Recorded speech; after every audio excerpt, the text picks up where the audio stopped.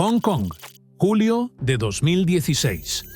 Cientos de los jóvenes matemáticos más brillantes del mundo se habían reunido en la Universidad de Ciencia y Tecnología de Hong Kong para la 57ª Olimpiada Internacional de Matemáticas. Equipos de 109 países llenaban los dormitorios, las salas de competición y las áreas comunes del campus. El equipo de 6 miembros de Corea del Norte se alojaba en un bloque vigilado, bajo la supervisión constante de vigilantes que observaban cada movimiento, cada conversación, cada paso más allá de las puertas del edificio. En la 8ª noche de la competición, un estudiante no regresó a su habitación. Un competidor de 18 años, conocido por resolver ecuaciones que la mayoría de los profesores universitarios no podían abordar, salió del dormitorio vistiendo la misma ropa que había llevado en la cena. No llevaba pasaporte, ni teléfono, ni identificación, solo unos pocos billetes escondidos en su calcetín. Los vigilantes descubrieron su ausencia en cuestión de minutos. Los oficiales norcoreanos comenzaron a registrar el campus. Los servicios de seguridad chinos fueron alertados. Si lo encontraban antes de que alcanzara un lugar seguro, el resultado sería inmediato e irreversible. Pero el estudiante no huía de un crimen. No huía de un castigo por algo que había hecho. Huía de un futuro que nunca había elegido. Su nombre era Rae Jong-yeol. Era una de las mentes matemáticas más dotadas que su país jamás había producido. Y en una ciudad de 7 millones de personas, tenía aproximadamente 3 horas para encontrar la única puerta que podía protegerlo del sistema que había moldeado toda su vida. Y esta es la historia de cómo escapó. Rae Jong-yeol nació en 1998 en Pyeongsan, una ciudad de aproximadamente 280.000 habitantes, ubicada a 30 kilómetros al norte de Pyongyang. Pyeongsan no era una ciudad norcoreana ordinaria. Servía como centro administrativo de la provincia de Pyongan del Sur y albergaba muchas de las instituciones de investigación científica del país. La Academia Estatal de Ciencias mantenía instalaciones allí. Organizaciones de investigación militar operaban en complejos por toda el área. La ciudad era, en muchos sentidos, la capital intelectual de Corea del Norte. Las habilidades matemáticas de Rae se manifestaron temprano. A la edad de 8 años, resolvía problemas que desafiaban a estudiantes del doble de su edad. Sus profesores reconocieron la anomalía inmediatamente. En la mayoría de los sistemas educativos, un niño así podría recibir actividades de enriquecimiento o colocación avanzada. En Corea del Norte, el proceso era diferente. Los niños dotados en la RPDC no son simplemente individuos talentosos, son recursos del Estado. El régimen mantiene un extenso sistema de identificación para jóvenes excepcionales.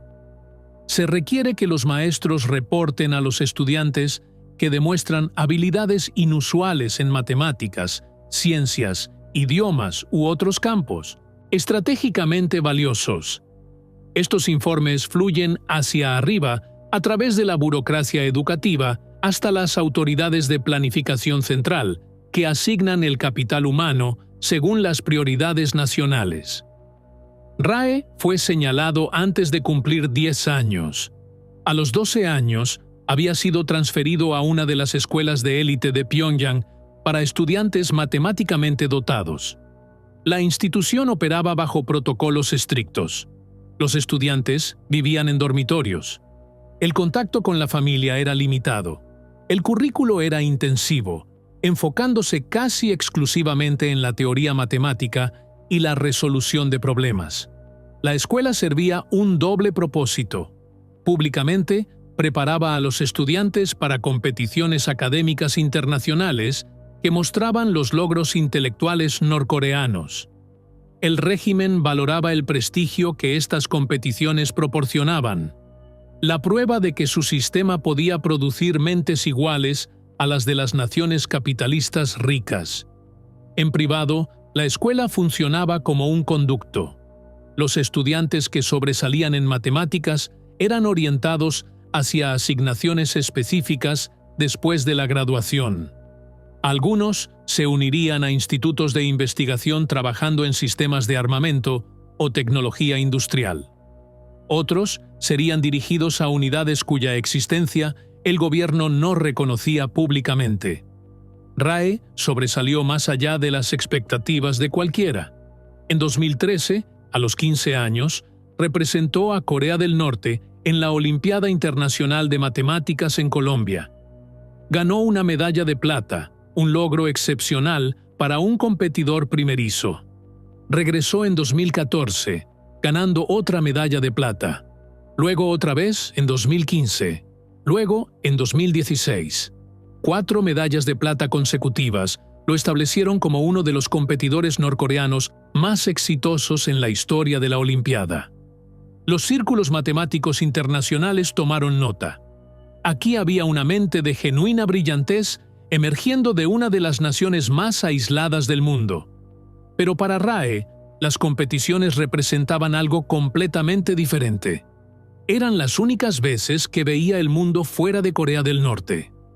Las únicas veces que encontraba personas que pensaban diferente, vivían diferente, elegían sus propios caminos. Las únicas veces que vislumbraba cómo era la existencia más allá del sistema que controlaba cada aspecto de su vida. Cada competición terminaba de la misma manera. El adolescente regresaba a Pyongyang. Los estudiantes regresaban a sus escuelas.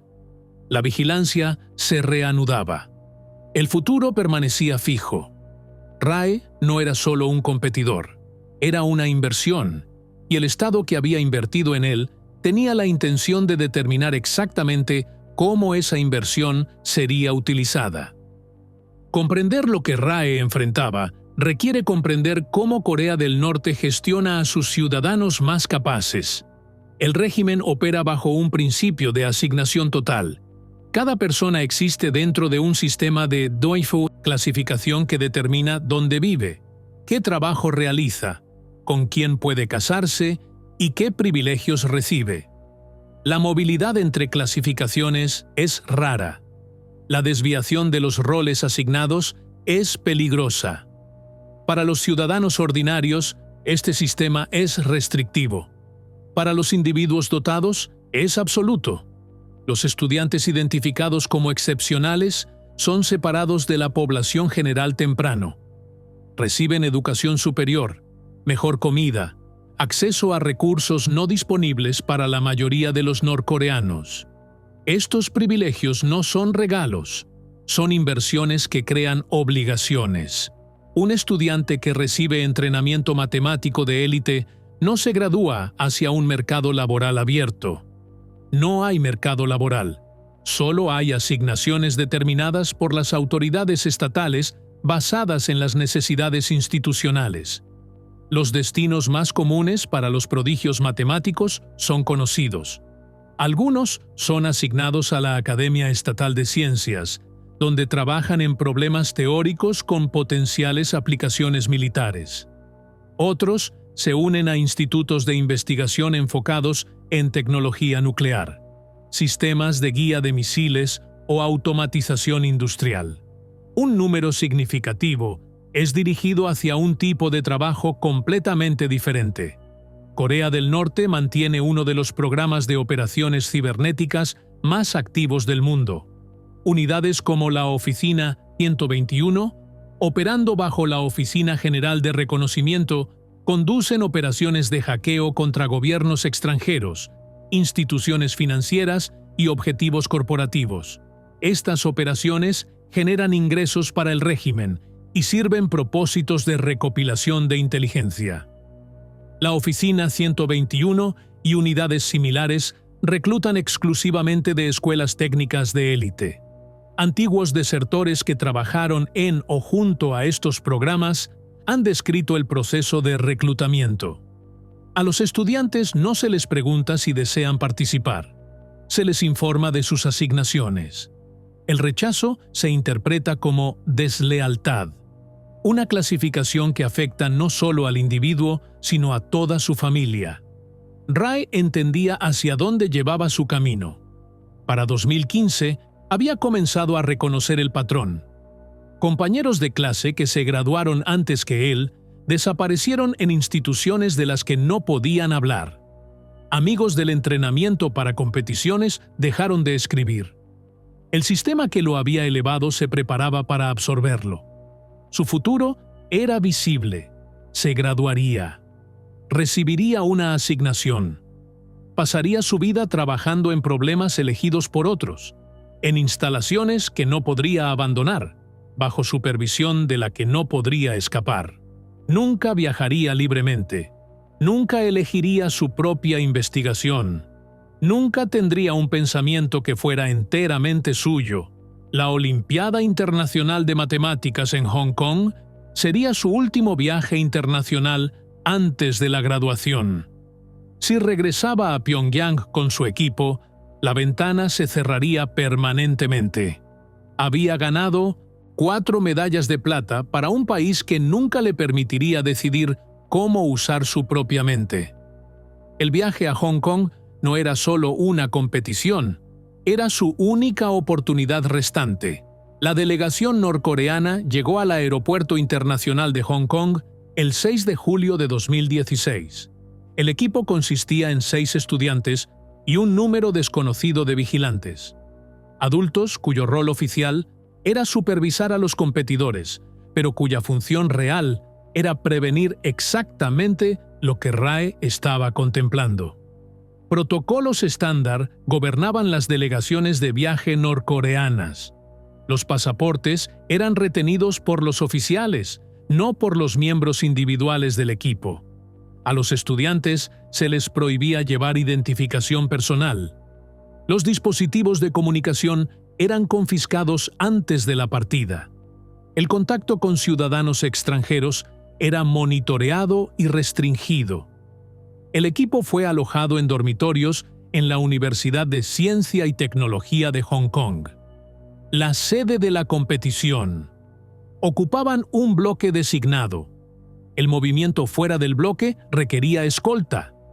La interacción con competidores de otros países solo se permitía en entornos supervisados.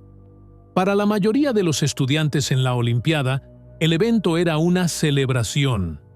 Jóvenes matemáticos de todo el mundo socializaban libremente, intercambiaban información de contacto, discutían problemas, formaban amistades que abarcarían continentes. Los dormitorios zumbaban con conversaciones en docenas de idiomas. El equipo norcoreano permanecía aislado. Rae observaba el contraste. Miraba a los competidores de Corea del Sur, de Japón, de Estados Unidos y Europa moverse por el mundo con una libertad que él nunca había experimentado. Se quejaban de inconvenientes menores. Hacían planes para las universidades a las que asistirían. Hablaban de futuros que elegirían.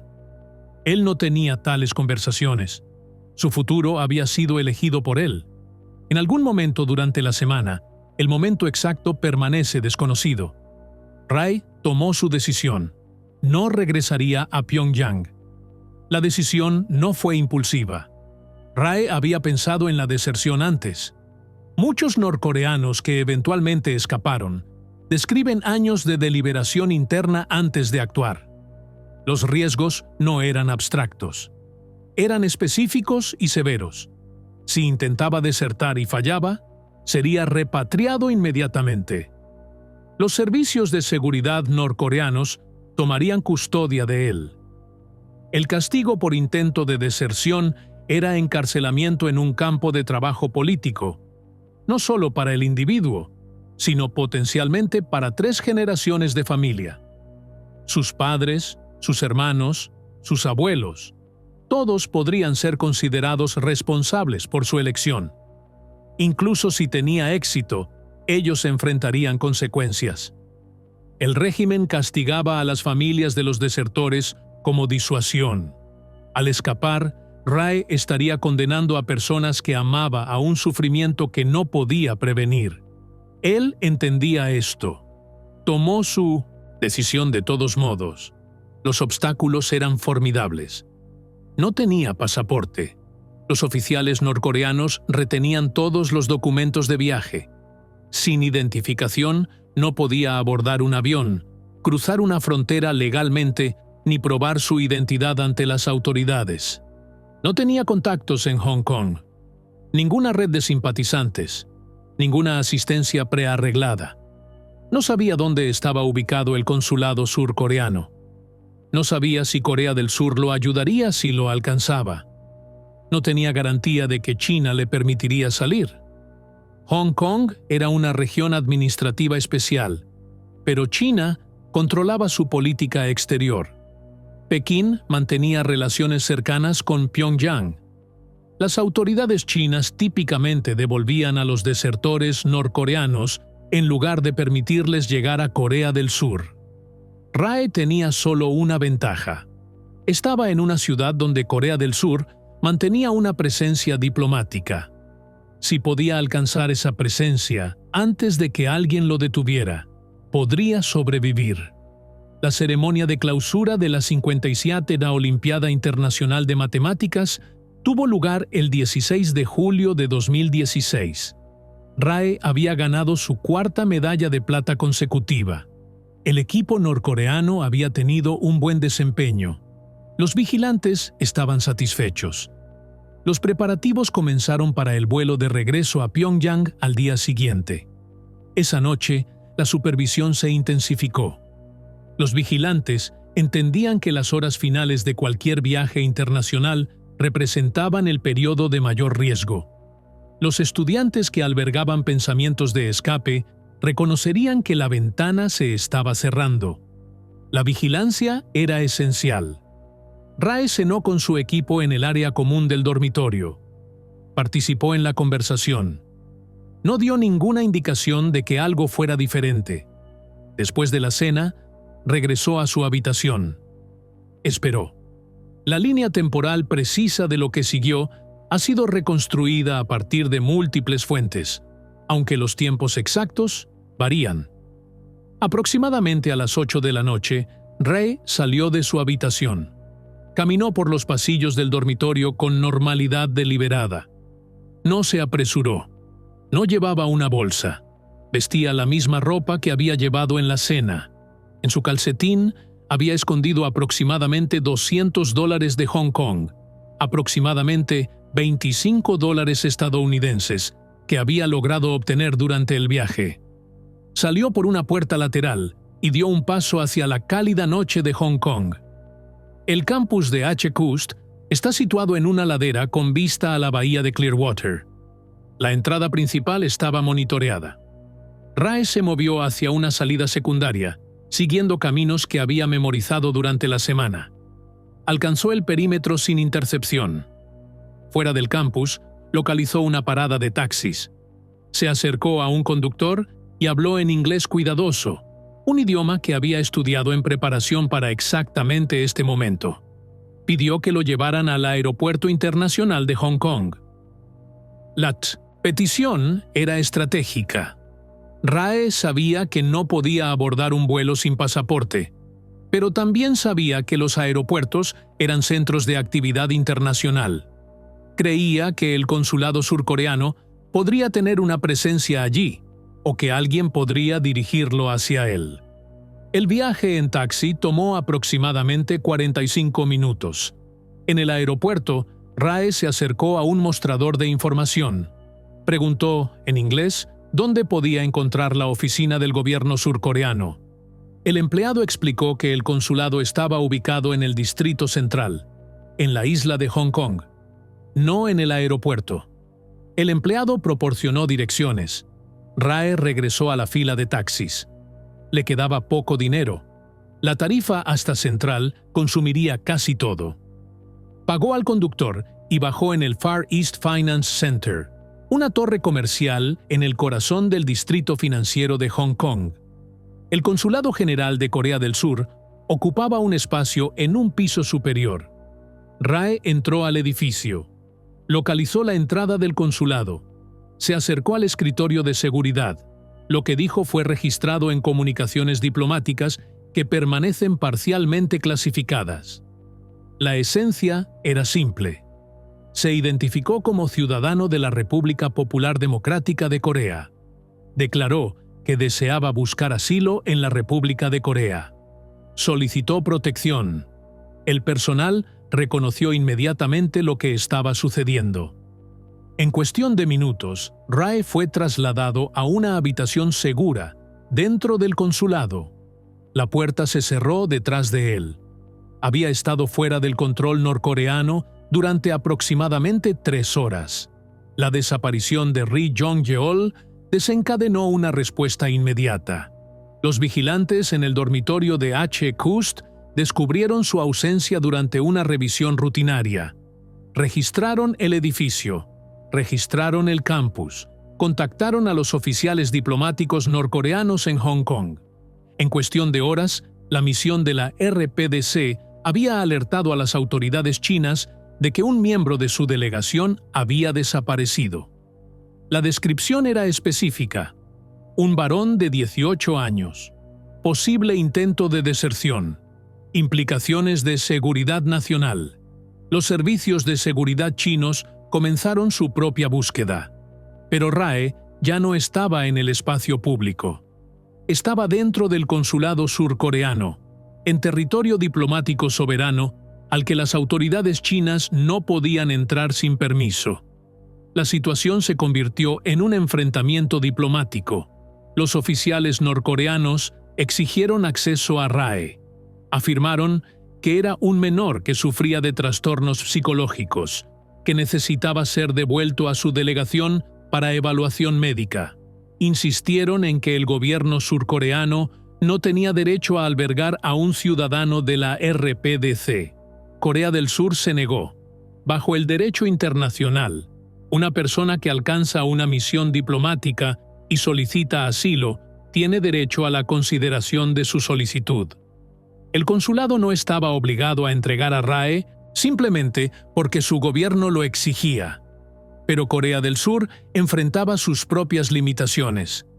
El consulado podía proteger a Rae dentro de sus muros. No podía transportarlo a Seúl sin la cooperación china. Hong Kong era territorio chino. Cualquier movimiento de Rae fuera del consulado requería aprobación de Pekín. La posición de China era delicada. La República Popular mantenía una política de devolver a los desertores norcoreanos que eran aprehendidos en suelo chino. Esta política servía a la relación estratégica de Pekín con Pyongyang y desalentaba el flujo de refugiados a través de la frontera chino-norcoreana. Pero Rae no había sido aprehendido. Había alcanzado una misión diplomática extranjera voluntariamente. Forzar a Corea del Sur a entregarlo crearía un incidente internacional. Permitirle partir enfadaría a Pyongyang. Las negociaciones procedieron a través de canales clasificados. Rae permaneció dentro del consulado. No podía salir del edificio. No podía comunicarse con el mundo exterior. Existía en un espacio liminal, legalmente protegido pero físicamente atrapado. Pasaron días, luego semanas. La delegación norcoreana regresó a Pyongyang sin él. Los medios oficiales de la RPDC no hicieron ninguna mención de su desaparición. La posición pública del régimen era el silencio.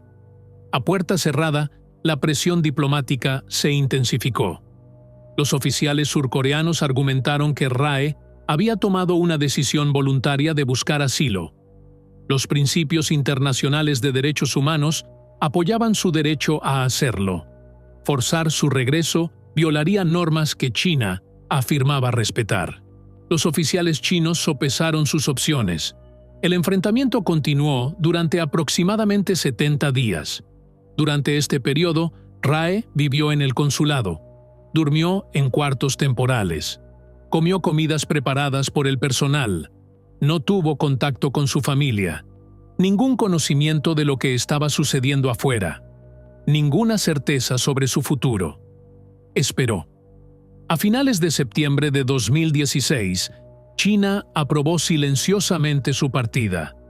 La decisión no fue anunciada públicamente.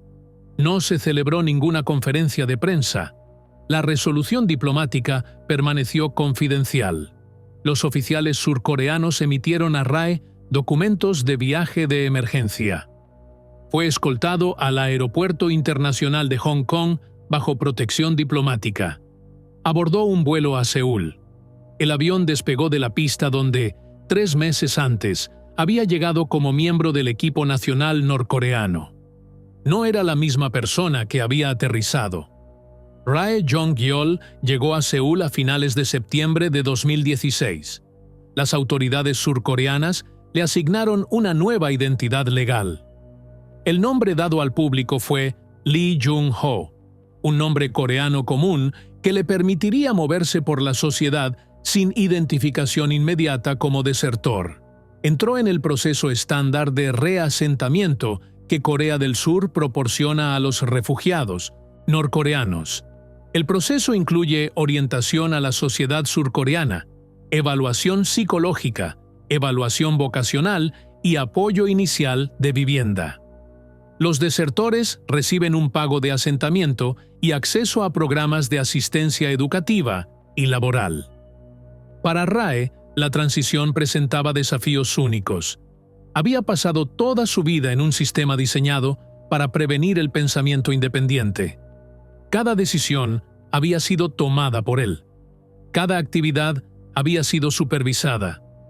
El concepto de elegir su propio camino, dónde vivir, qué estudiar, cómo pasar su tiempo, era extraño a su experiencia. También poseía conocimiento que lo hacía valioso. Los servicios de inteligencia surcoreanos lo interrogaron extensamente. Un prodigio matemático que había sido educado en las instituciones de élite de Corea del Norte, poseía perspectivas sobre las capacidades técnicas del régimen, métodos educativos y sistemas de identificación de talentos. Los contenidos específicos de estos interrogatorios permanecen clasificados. Lo que se sabe es que Rae eligió continuar su educación matemática. Se inscribió en una universidad surcoreana bajo su nuevo nombre. Prosiguió estudios avanzados en el campo que había definido su vida desde la infancia. Pero ahora, el trabajo era suyo. Los problemas que resolvía eran problemas que él elegía. El futuro que construía era un futuro que él determinaba. Rechazó entrevistas con los medios, evitó la atención pública. No tenía interés en convertirse en un símbolo o un portavoz. Solo quería lo que había arriesgado todo para obtener: la capacidad de vivir según sus propias decisiones. El impacto de su deserción se extendió más allá de su historia personal. Corea del Norte se retiró de la Olimpiada Internacional de Matemáticas durante 2 años después de la fuga de Rae. El régimen no ofreció ninguna explicación oficial. Los observadores interpretaron la retirada como una respuesta al fallo de seguridad que había permitido que uno de sus estudiantes más preciados desapareciera. Cuando Corea del Norte regresó a la competición en 2019, nuevos protocolos eran evidentes. La supervisión se había intensificado. El margen para la acción independiente se había estrechado. La atención internacional se centró en las implicaciones del caso de Rae. Las organizaciones de derechos humanos citaron su escape como evidencia de los sistemas coercitivos que Corea del Norte aplicaba a sus ciudadanos más talentosos. Los investigadores académicos examinaron lo que su trayectoria revelaba sobre los programas de educación técnica del régimen y su conexión con las capacidades militares y cibernéticas. Para la comunidad matemática internacional, el caso planteó preguntas incómodas sobre la naturaleza de las competiciones, que incluían participantes de sociedades cerradas, jóvenes que no tenían elección sobre representar a sus gobiernos, ninguna libertad para interactuar con sus pares, ninguna capacidad de perseguir oportunidades que sus talentos de otro modo podrían proporcionar. Rae había respondido a la pregunta por sí mismo. Rae Jong-yeol salió de un dormitorio en Hong Kong en una noche de julio de 2016, sin pasaporte, sin teléfono y sin garantía de que alguien lo ayudaría. Cruzó una ciudad de 7 millones de personas usando un idioma que apenas hablaba. buscando un edificio que nunca había visto, esperando que el gobierno dentro eligiera protegerlo. Pasó 70 días en una habitación que no podía abandonar, esperando saber si sería enviado de vuelta al sistema que había reclamado la propiedad de su mente desde la infancia. Emergió en un país donde, por primera vez, las decisiones eran suyas. El régimen que lo había identificado como un recurso, lo había educado como una inversión y había planeado asignarlo como una herramienta, nunca reconoció lo que había perdido. Los registros oficiales norcoreanos no contienen ninguna mención de la deserción de Rae Jong-yeol. En la narrativa del Estado, simplemente dejó de existir. Pero en Seúl, bajo un nombre diferente, un joven matemático continuó su trabajo. Los problemas que resuelve ahora son problemas que él elige. La investigación que persigue sigue direcciones que él determina. La vida que construye le pertenece a él. No estaba huyendo de un castigo en aquel dormitorio de Hong Kong. Estaba huyendo de un futuro en el que su mente extraordinaria sería usada para propósitos que no podía cuestionar, por autoridades que no podía desafiar, en un sistema que nunca podría abandonar. Por primera vez en 18 años, él eligió el resultado por sí mismo.